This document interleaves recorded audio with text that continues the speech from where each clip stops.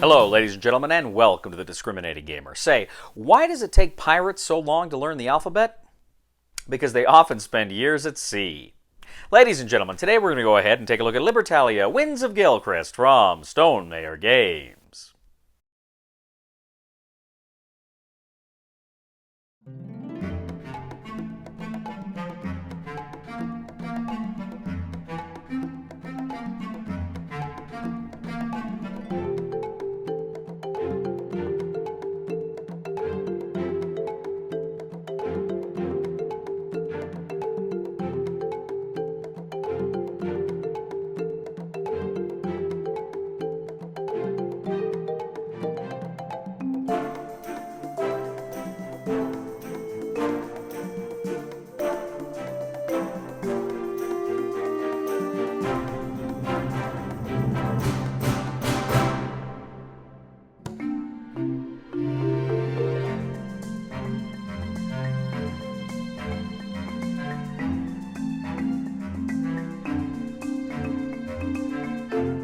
Hello everybody, we'll get back to the review in just a second. I just want to take a moment to ask you to go ahead and check out and subscribe to my other channel, that is Cody Carlson PhD, where we talk about military history and books on history and fun things like that. Please check that out, please subscribe, and now, back to the review.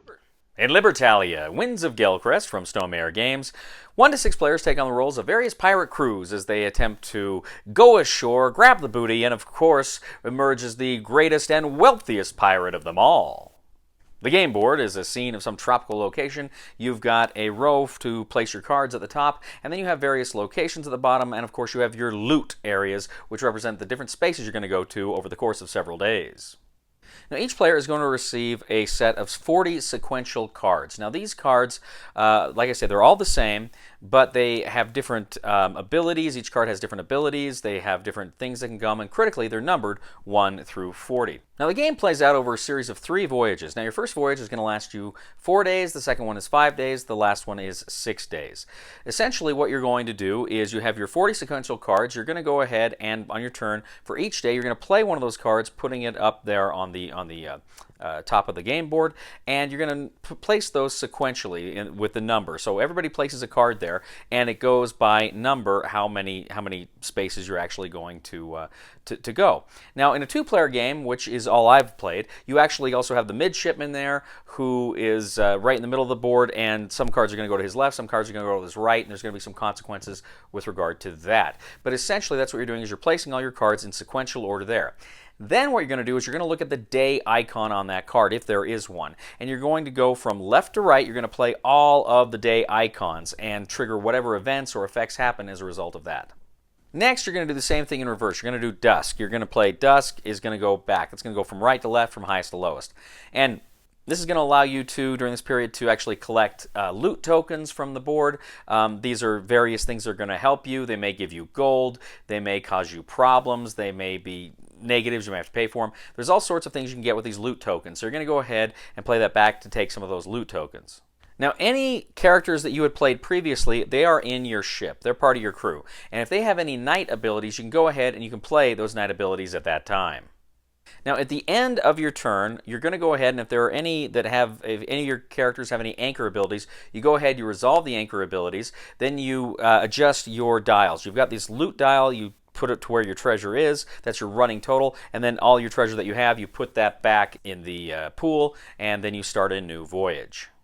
Now, occasionally, some people will play the same cards at the same time, same numbered cards at the same time. In that case, you need a tiebreaker. Now, in the original game, it was a bit different, but in this version, you actually have a reputation track. Now, this reputation track, essentially, depending on where you are on the reputation track, allows you to break ties. And there's certain other events that are going to happen throughout the game that will allow you to move up or down on the reputation track. So over the course of the 3 voyages, you're going ahead, you are selecting cards, you are taking advantages of the various abilities on your cards, you are grabbing loot tokens that you can do all sorts of fun things with or may harm you. You are then going ahead, activating your ship abilities, and then critically you are putting all your loot back even as you increase your loot on your loot tracker. Now, you do this, as I say, until the end of the 3rd voyage. At the end of the 3rd voyage, you're going to go ahead, see who has the most loot, and whoever is the richest pirate wins! Libertalia, Winds of Galecrest. So Libertalia Winds of Galecrest. I've never played the original Libertalia, and it was one that was always I'd heard a lot about, and I thought, oh, that could be a fun game. And I always like a pirate theme. And then I saw that Stonemaier was reprinting it, and then out of the blue one day, the good people at Stonemaier Games contacted me and asked me if I'd like a review copy to take a look at it. And I thought, oh, yeah, this is great. This will be a great opportunity to finally play this game. There are some significant differences from this and the original. Now, again, I didn't play the original, but I think in the original there were only 30 cards. In this one, there's 40. In the original, there wasn't the reputation track. There is the reputation track here. So I can't really comment on the differences. I can't comment if this plays better or worse, although I've heard from people that the gameplay in this version is better. It's more streamlined. There's more options, and so that's good. You know, if I had a choice of one or the other to try and I went in cold, I'd probably go for this one based on what I'd heard. Now, like I said, I've only played this one 2-player. I haven't played, you can play with more people. I imagine with a higher player count, you'd probably get some AP. But I just played with my friend Nate, and he had actually played the original one before, so he was kind of teaching me this game, the basics of the game. I'd read through the rule book, but he's still kind of, he grokked it a lot better than I did, so he's kind of helping me put it together in my head. And we're playing this game, and of course, it's not a hard game to learn at all. It's, once you start playing, it's like, oh, okay, this works and this works and this works. And just a note too on production, this is a beautiful game. Artwork is amazing, board's beautiful. You got the tiles that you put in the bag to pull the tiles out. The tiles look great. I like the bag. Just all around, I really like the production here. I'm a big fan of the production. And again, Stonemaier usually does great productions, right? Their productions are always phenomenal. So I was playing this game, and it's one of those things that kind of sucks you in. It's like, okay, well, I got this guy, and I got this. I don't know how that's going to work. Or I want to play this card, which has a higher number or a lower number, but then when it goes to getting loot, I'm not going to be able to get the loot I want. It's one of those things where you're really balancing the strength of the card's number when it triggers versus what it can do, because you're competing for those resources. You're competing for those tiles, and if somebody is able to get a tile before you are, sometimes there's only one good tile, or there's one tile that you need, and they're scored differently. So there's good choices here.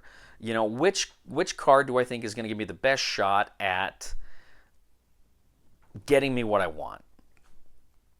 And it's not always as easy as you think it would be. And there's a bit of trying to outguess the other player or other players, trying to think, well, okay, how is this going to work?